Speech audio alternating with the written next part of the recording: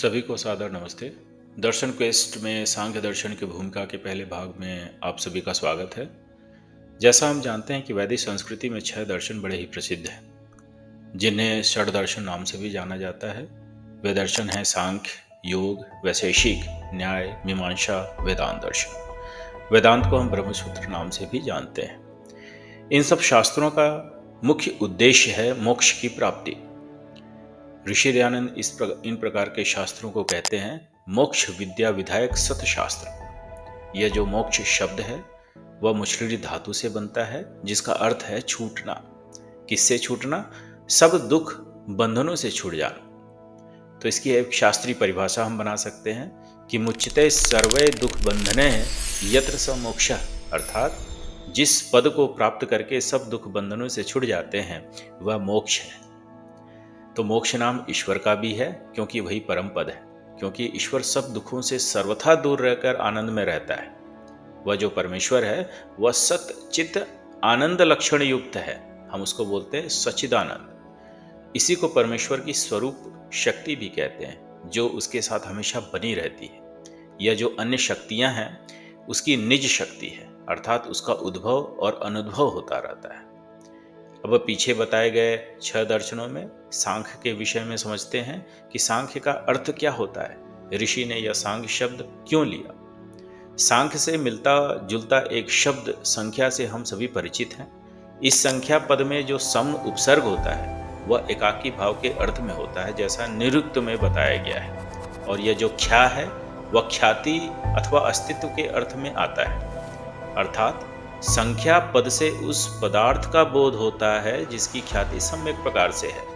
तो ऋषि ने ग्रंथ का नाम सांख्य इसलिए रखा है क्योंकि पुरुष और बुद्धि की संख्या प्राप्त होती है, अर्थात उनकी संख्या को प्राप्त कराने वाला जो ग्रंथ है वह सांख्य है। तो पुरुष और बुद्धि के भेद का जो साक्षात्कार करना होता है उसको हम विवेक ज्ञान अथवा विवेक ख्याति कहते हैं। यह योग दर्शन में आते हैं। जैसे एक प्रसंख्यान, इसमें भी ख्या आता है, और विवेक ख्याति में भी ख्या है, जो प्रसिद्धि का एक लक्षण है।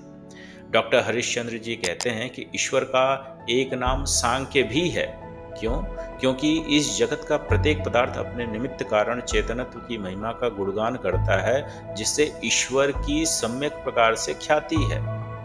मेरे अनुसार तो जो बुद्धि और पुरुष के दर्शन से व्यक्ति को स्वस्थ कर दे वही सांख्य कहलाता है।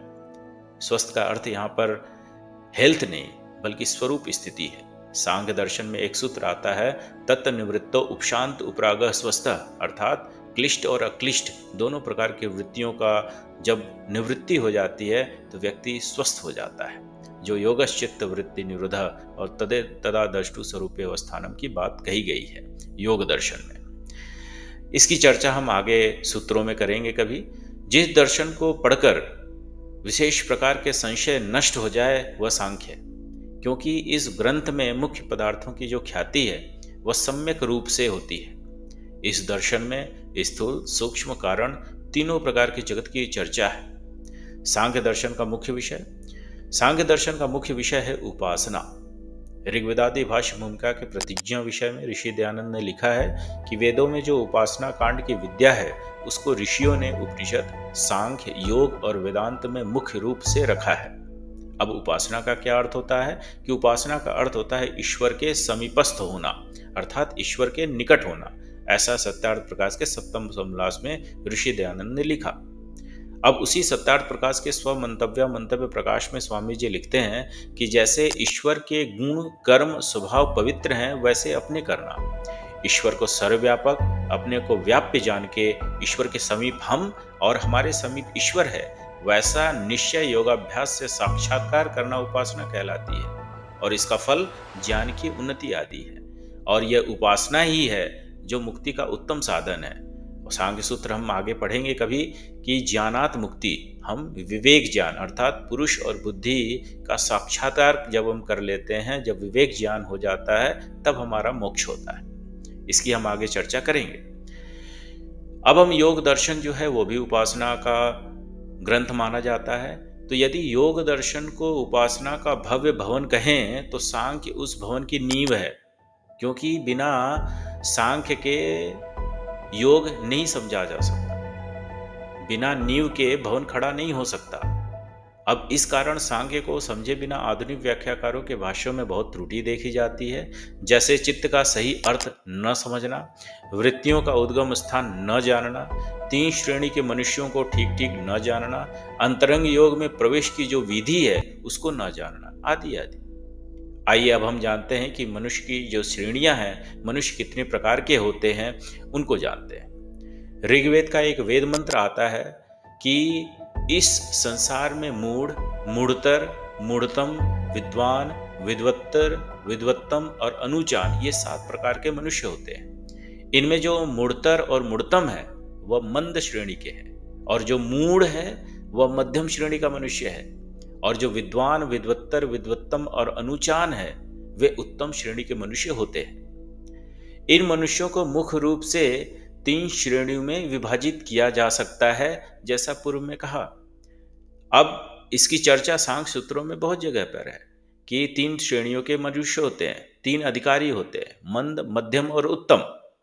जो मंद श्रेणी के मनुष्य हैं, अब वो कौन है, इनकी चर्चा अब हम करेंगे कि जो मंद श्रेणी के जो मनुष्य हैं वे हैं जो अपने सुख के लिए दूसरों को दुख दे सकते हैं, और जो मध्यम श्रेणी के मनुष्य वे हैं जो अपने सुख के लिए दूसरों को दुख नहीं देते, और उत्तम श्रेणी के मनुष्य कौन है, वे हैं जो अत्यंत दुख निवृत्ति के मार्ग पर चलते हैं, सांसारिक सुख प्रवृत्ति मार्ग पर नहीं चलते, जिसको हम बोलते हैं श्रेय मार्ग पर चलना।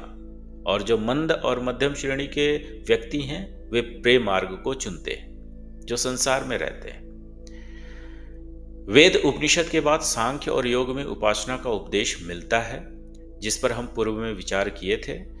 अब ऋषियों द्वारा जो मनुष्य को जो यह उपदेश है, क्रम का ध्यान रखते हुए दिया जाता है कि पहला धर्म उपदेश दिया जाता है कि जिससे मंद श्रेणी का जो मनुष्य है वह मध्यम श्रेणी का मनुष्य बने। इसमें उपदेश दिया जाता है कि अधर्म से दूर रहकर धर्माचरण करे। दूसरा होता है तत्वोपदेश, तत्व का उपदेश देना, जिससे जो मध्यम श्रेणी का मनुष्य है उसको प्रेरणा मिलती है कि उत्तम श्रेणी का मनुष्य बने। इसमें उपदेश मुख्य रूप से दिया जाता है कि सुख प्रवृत्ति का मार्ग न चुनकर अत्यंत दुख निवृत्ति का मार्ग चुने। और तीसरा होता है तत्वाभ्यास। तत्वाभ्यास अर्थात तत्वोपदेश प्राप्त करके यह जो प्रबुद्ध मनुष्य है वैराग्य भाव से निष्काम कर्म करते हुए तत्वाभ्यास करे। और फिर चौथा होता है तत्व ज्ञान प्राप्त कर लेना। तत्व ज्ञान प्राप्त करके क्लेश और कर्म को क्षीण मतलब नष्ट करके जीवन मुक्त बनना होता है, जिसको कहते हैं पूर्ण विवेकी। इसी को अनुचान भी कहते हैं, क्योंकि इसी के पास ज्ञान का अनंत है ईश्वर के सानिध्य होने से। अब सांख्य दर्शन के अनीश्वरवादी होने का खंडन हम करेंगे। सांख्य दर्शन अनीश्वरवादी नहीं है, किंतु ईश्वर संबंधित कई ऐसे सूत्र हैं जिससे ईश्वर की ही प्रसिद्धि होती है। जैसे स ही सर्वविद सर्वकर्ता, यह सांख्य दर्शन का सूत्र है। इसका अर्थ है कि वह ईश्वर सब कुछ जानने और सब कुछ करने वाला है। कहने का आशय है कि ज्ञान और कर्म का जो मूल है वह ईश्वर में है। स्वामी दयानंद सरस्वती जी कहते हैं कि जो सांख्य दर्शन को अनीश्वरवादी कहे उसी को तुम अनीश्वरवादी जानो, कपिलाचार्य को नहीं। तो ये बहुत बड़ी बात कहते हैं ऋषि दयानंद। और ईश्वर कृष्ण द्वारा जो रचित सांख्य कारिका है, जिसमें 70 श्लोक हैं जो आर्य छंद में हैं, यह मूल सांख्य दर्शन नहीं है। ईश्वर कृष्ण द्वारा रचित सांख्य कारिका मूल सांख्य दर्शन नहीं है। यह ऐसे ही है जैसे अष्टाध्यायी के स्थान पर कौमुदी को अधिक महत्व मिलने लगा, और यही आज सांख्य के साथ हो रहा है। अंतर्जाल के अनुसार ईश्वर कृष्ण का जो अनुमानित समय है वह सन 350 है, आज से लगभग 1600 वर्ष पूर्व लगभग।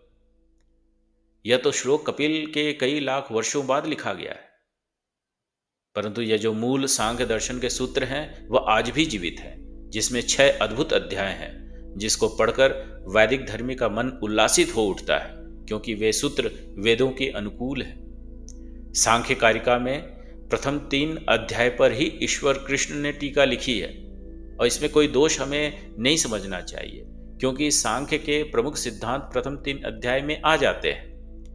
लेकिन उस ईश्वर कृष्ण की ऐसी क्या विवशता थी कि उसने ईश्वर, वेद और उपासना का कोई उल्लेख नहीं किया। यह बड़ा विचित्र है। इस पर हम सबको विचार करना चाहिए। सांख्य कारिका की कुछ विशेषता भी हैं कि उस व्यक्ति को अहंकार, जो अंतःकरण की दूसरी इकाई है, उसके विषय में ज्ञान था, जो आज के समय यह ज्ञान लुप्त हो चुका है, किंतु आचार्य जी के भाष्य से हम उस विद्या को पुनः जान पाएंगे। अब हम कपिल का समय समझते हैं कि कपिल कब इस धरातल पर कभी आए थे। तो यह जो कपिल का समय है वह लगभग 21,60,000 वर्ष से अधिक है, 21,60,000, उससे भी अधिक है। विष्णु पुराण में आता है कि वर्तमान कलयुग से पूर्व द्वापर के 8,64,000 ईयर्स प्लस त्रेता के 12,96,000 ईयर्स, यदि हम जोड़ें तो न्यूनतम 21,60,000 आता है। उससे भी अधिक समय हो गया है जब कपिल ने इस धराधाम पर पग रखे थे। अब इस संख्या में कलयुग के जो वर्तमान कलयुग है उसका 5,000 लगभग वर्ष और सतयुग के वर्षों का जो अज्ञात संख्या है उसको भी जोड़ी जानी चाहिए, तब यह 21,60,000 से बहुत अधिक का समय आएगा। इतना समय हो गया है महर्षि कपिल को आए हुए इस पृथ्वी पर। अब सांख्य भाष्य के विषय में बताया जाएगा। ऋषि दयानंद ने सांख्य दर्शन का भागुरी मुनिकृत भाष्य पढ़ने को कहा है, परंतु यह भाष्य उपलब्ध नहीं होता। आर्ष भाष्य उपलब्ध न होने के कारण आधुनिक भाष्यकारों ने सांख्य के साथ पूर्ण न्याय नहीं किया है। डॉक्टर हरिश्चंद्र जी द्वारा सांख्य भाष्य में ऋषि के आशय को समझने का यथासंभव प्रयत्न करेंगे। वेद, आर्ष ग्रंथ और आचार्य जी के भाष्य को आधार बनाकर वीडियो बनाया जाएगा। इस पुस्तक में बताया गया है कि सांख्य का जो क्षेत्र है वह अत्यंत व्यापक है, क्योंकि आधुनिक साइंस का कोई भी संभवतः ऐसा कोई विषय नहीं होगा जिसका उल्लेख इसमें नहीं है, सांख्य भाष्य में नहीं है, सांख्य सूत्रों में नहीं है।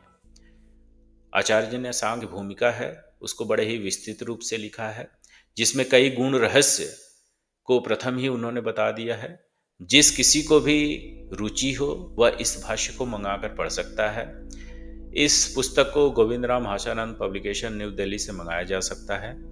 पब्लिकेशन की इंफॉर्मेशन डिस्क्रिप्शन में लिख दिया जाएगा, आप वहाँ पे देख लीजिएगा।